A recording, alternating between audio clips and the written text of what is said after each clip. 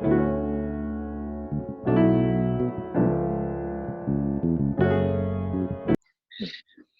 going on, guys? I'm Nathaniel. I'm Michael, and today we are here with Subi. Subi, introduce yourself. Let them know who you are and what you do. My name is Subi. I'm the owner and operator at the Six Prints. That's what I do. Is we make custom apparel for all kinds of brands and businesses. We kind of specialize in. I like to say that I specialize in higher end premium quality stuff, and we like to cater to clothing brands, people that are selling their products. So generally the stuff that we print is a little bit on the higher end, and we also offer design services. So it's kind of like a design studio slash printing. And that's what I've been doing for the past 4 years. Okay. So, what got you doing printing, and when did you start it? What got me printing? It's a funny story because I've always been into design from a young age. I've always been into, and I've been doing graphic design for a very long time since I was a kid.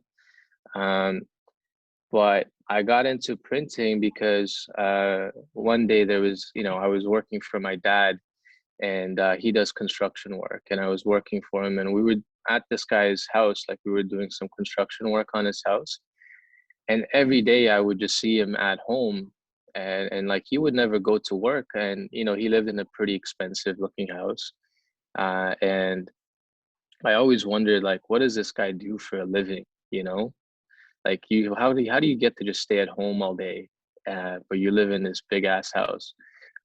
So one day I asked him, hey, what do you do like for a living? I was just curious, and he was like, I do a lot of things. He's like, I work at Home Depot, I work at, this place. And then he's like, I make these t-shirts at home and I sell them on Etsy. And then I do these like marketing things. He's like, he does like a 10 million things.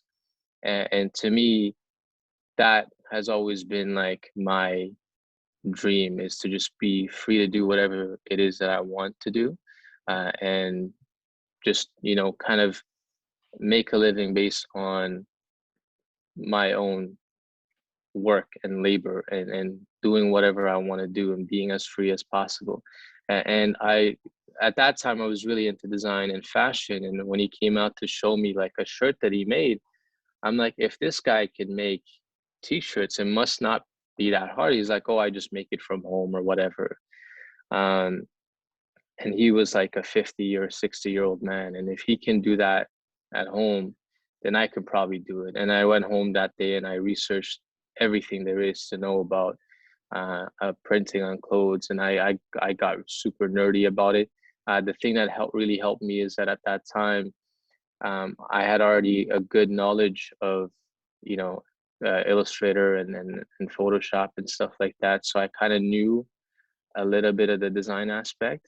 The researching kind of went into how to put that design onto a t-shirt or a hoodie. And then the rest was history. I started from my bedroom, little tiny bedroom. I had like a little heat press, and then I was doing like vinyl prints in the beginning, and then I got into screen printing. And this was all when I was a student. I was studying civil engineering at the time.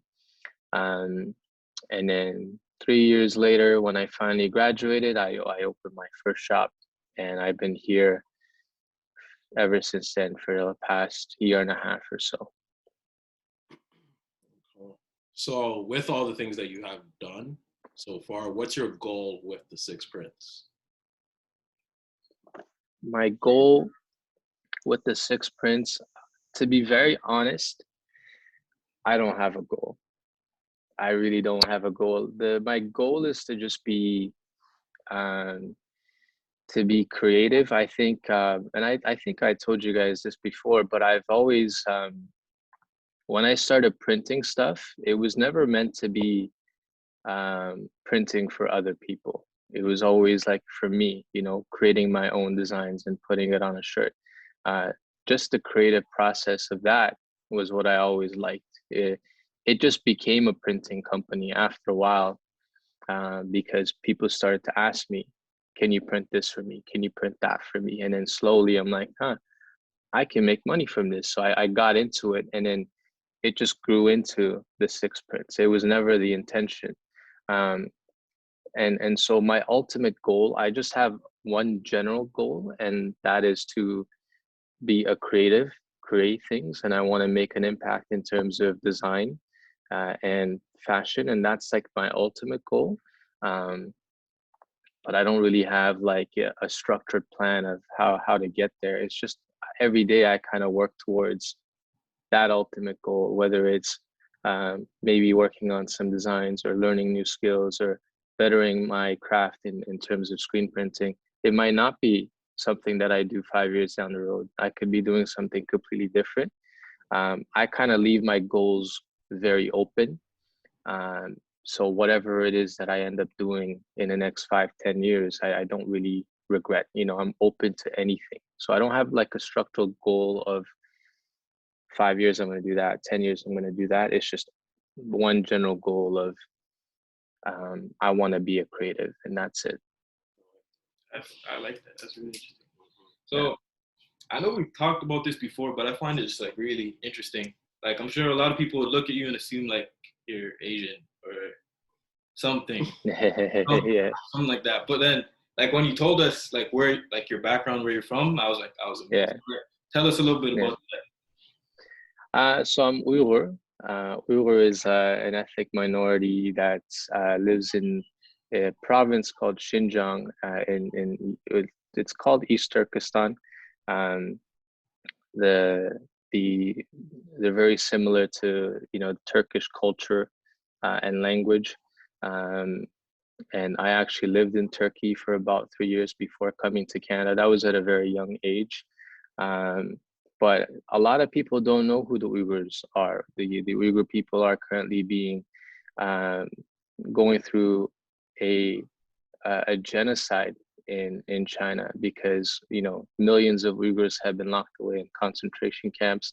I haven't been able to, I left at a very young age, so I don't have like a um, direct connection to any of my relatives. I never really knew them like that. But like we lost contact with them for many, many years now. We've never spoken to them, and we don't know what's happening with them. Um, and that's a big thing. Like it's getting a lot more mainstream attention nowadays. Yeah. But it was something that a lot of people don't know about or haven't known about for a long time. And whenever I would tell people I'm Uyghur, the answer I would always get is, or the reaction I would always get is like, what is that? I've never heard of that before.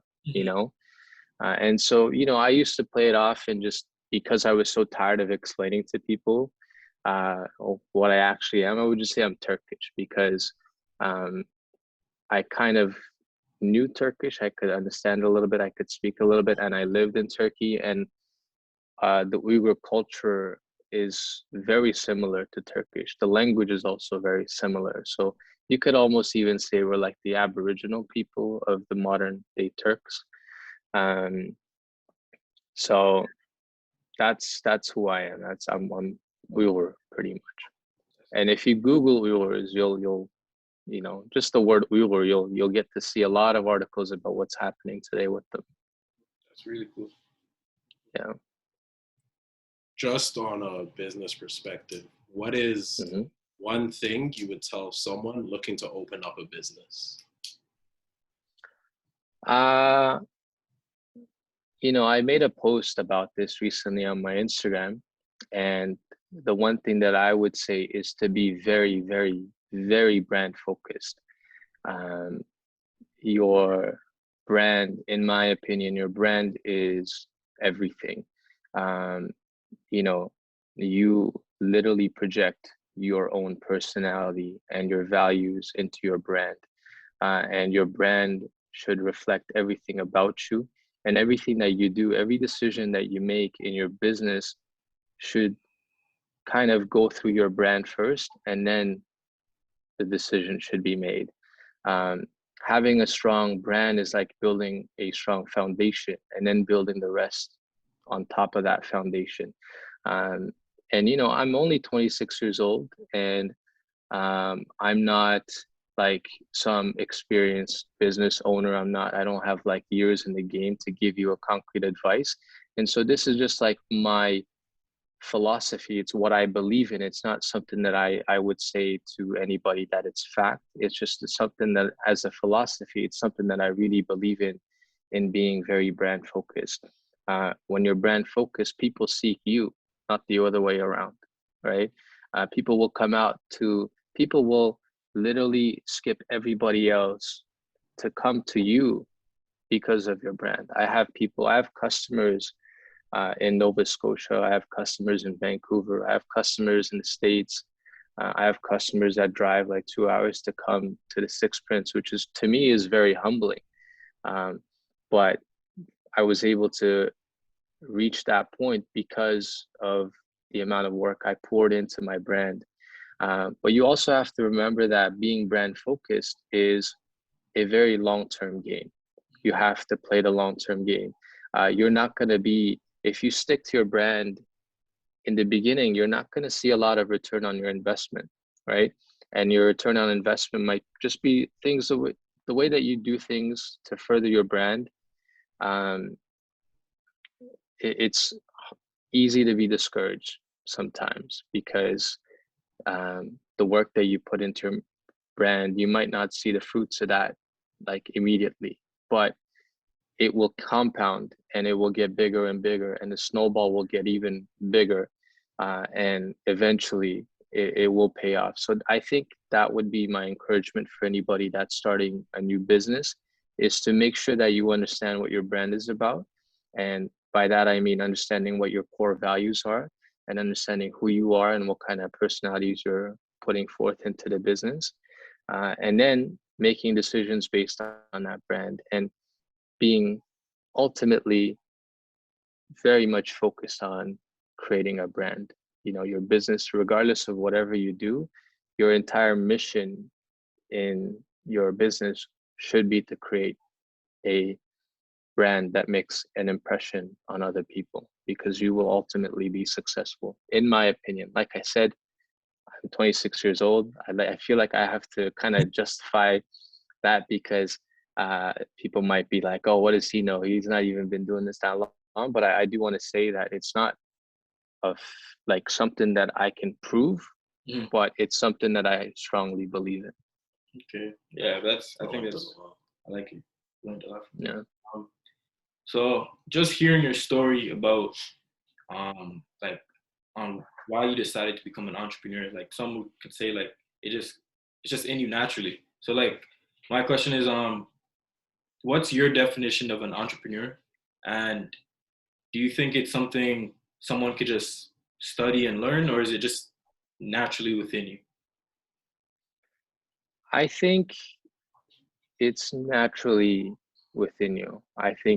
I genuinely think you have to be born, not to, I don't want that to be like a discouragement for people, but I feel like entrepreneurship, it takes a lot of sacrifice, and not only like financial, but also like your mental health. You have to, for me, like, you know, starting this business and going into it, every second of every minute, I was thinking about the Six Prince. I would wake up and I would go to the shop, or when I went home, even when I'm sleeping or having dreams, I'm thinking about the business. You know, it's crazy. It envelops you, and by sort of going into that field, you sort of start to not spend so much time with your friends or not spend so much time with your family. Um, and that kind of slowly takes a toll on your mental health or your mental well-being, and also like your financials. You know, when I first opened my shop, um, I quit all my jobs. Like at the time I was working as a designer. I was driving for Uber.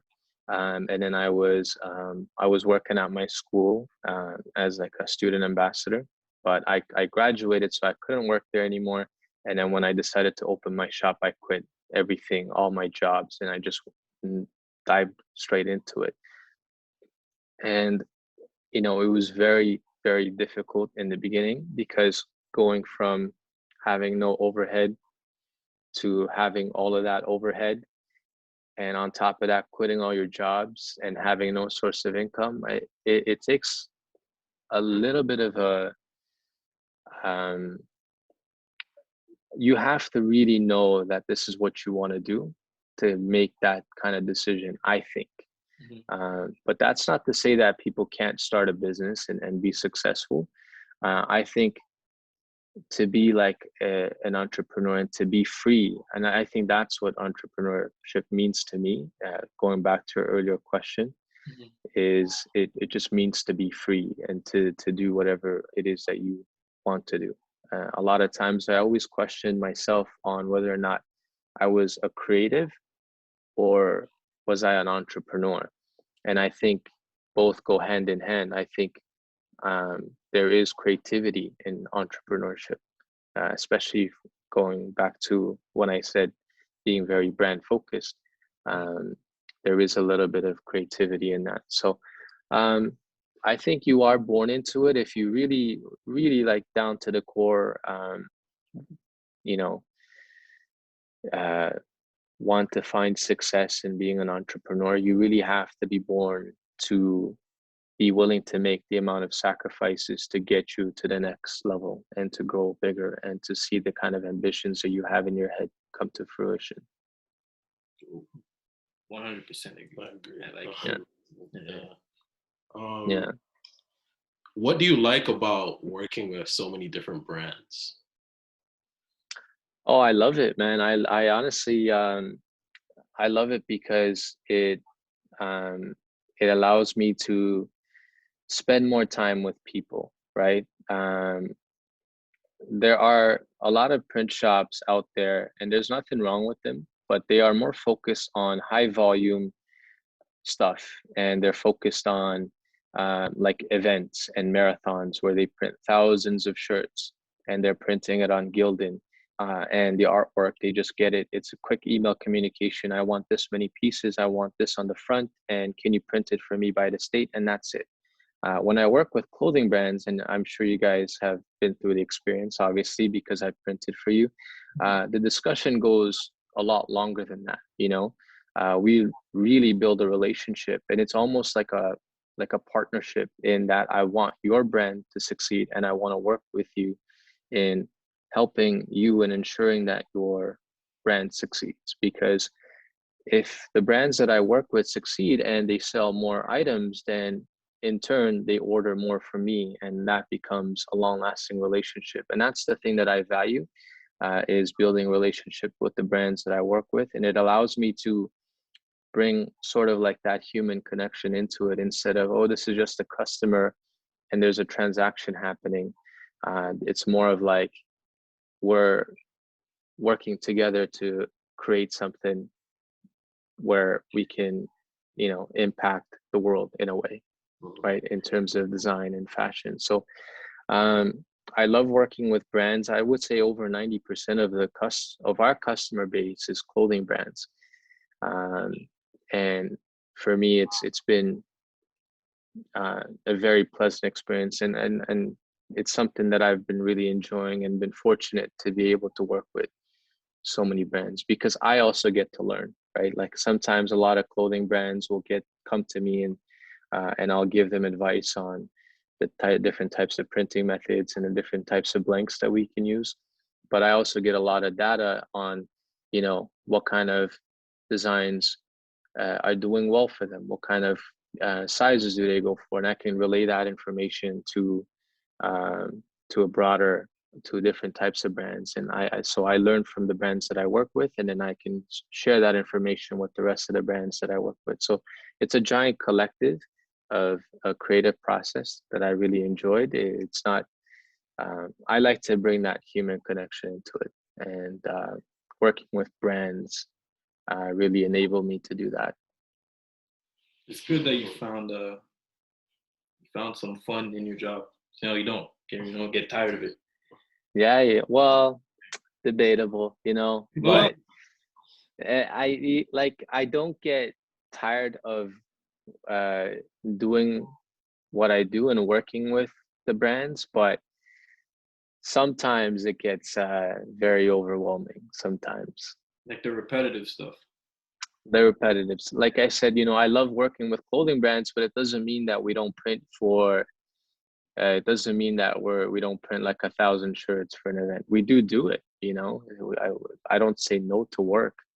And some of those kind of get me exhausted, but because I see myself more as a creative, um, than I am like a businessman, and looking at the same design 1,000 times is it gets to you. It really gets to you. So, wrapping it up, just have a question. So, we want to know your Satori moment, and if you don't know what that is, your Satori moment is a moment of awakening or a sudden enlightenment. So, like it's compared to an epiphany. Mm-hmm. You had any Satori moments? An awakening moment. For me, the awakening moment was when I discovered how important my brand was. And for me, that was um, when I first opened my shop. For the first 6 months, I didn't have any business. Like I was lucky to uh, pay rent. I was lucky to be able to cover the hydro and the gas bills, um, to even break even. But at the same time, I was subconsciously, very brand focused, and I cared only about the brand and not the sales. Every decision I made was for the brand. It was never about, how much money can I make, how many sales can I get in this month. It was always like, I got to do this because it helps the brand. Um, and in the new year, well, this was 2020 January, right? So not too long ago. This is when COVID was starting to hit. And at that point, I was very close to closing my shop. I wanted to close everything. I wanted to shut it down because for the last 6 months, I've been so focused on this philosophy of mine that my brand is everything. And I never cared about sales. I never cared about the business or the numbers. It was just all about being brand focused. And I had come to the end where I was like, maybe this isn't the right path. Maybe this is not going to work. And maybe I was wrong this entire time.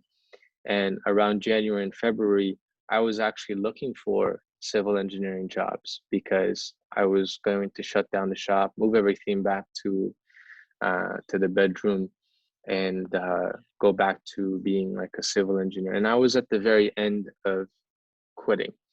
But thinking about it more and more there, the Six Prints was like something that I created from the ground up, from my bedroom. And there was a moment there where I just didn't want to let go, and I stuck through it for another couple more months. And after February, my sales and everything that I've been working on in terms of brands and all the customers that I've been working with, they all came back and they all came and sought me. I had people reach out to me from everywhere. The customers that I printed before, they recommended me to other people, because I was just so focused on the brand and putting myself out there in the best light. They appreciated that and they recommended me to their friends. And so all of that as a culmination began to tumble, and the snowball effect that I talked before, where I said the brand is a very long-term game and the effects of it will hit you later on. And it started to hit around that time. And my sales went through the roof. I was able to survive through COVID. Even during COVID, my business compared to 2019 and 2020, it went up by over 1,000%.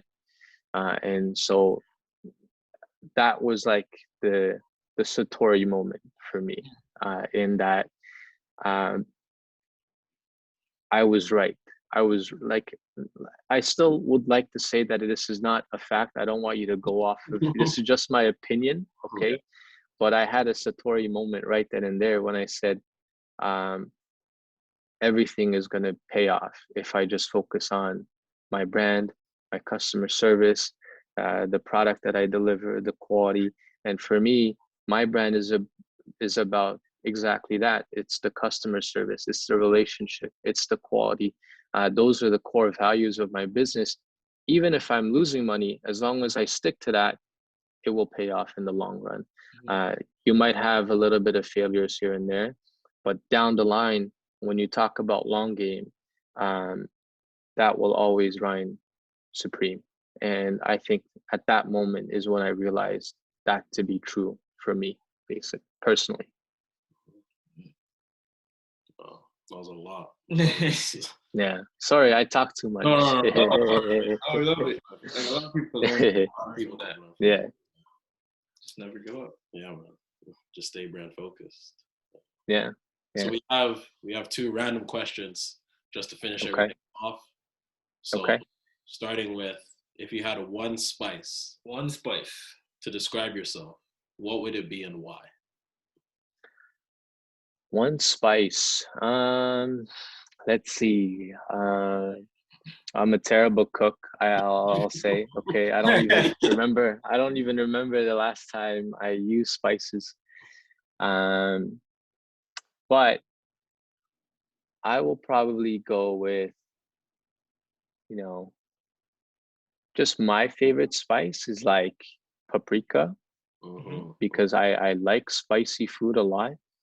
I don't know if that really defines my personality, but that is like my favorite spice. I don't think I'm a very spicy person, but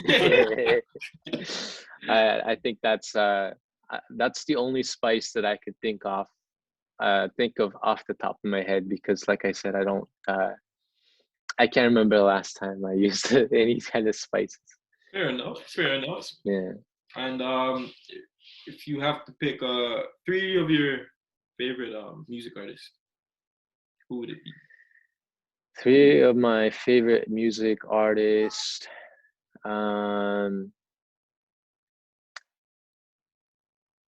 I want to say, you know, people are not gonna like this answer, but I'm gonna say Drake. Drake is one of them. I'm really like into Wu-Tang Clan. Can we say that that's one artist? Yeah. I guess, because it's a whole. I know there's like 9 members, but like, and then the other one would be. This is tough. This is very tough. I listen to a lot of music, so I'm gonna keep it, I'm gonna keep it Toronto, and I'm gonna say Jazz Cartier is my 3rd one. Oh, okay. Yeah, I'm gonna keep it loyal to the city. I like it. Yeah. Just wanna thank you, Subi, for taking the time out of your day. You know you're very busy. No problem. Anytime. Appreciate it. I'm sure a lot For sure. learn from you, and even though you're so young, you've been through a lot already, and very wise. Thank you. So appreciate it. I appreciate you guys having me. Thank you so much. Thank you.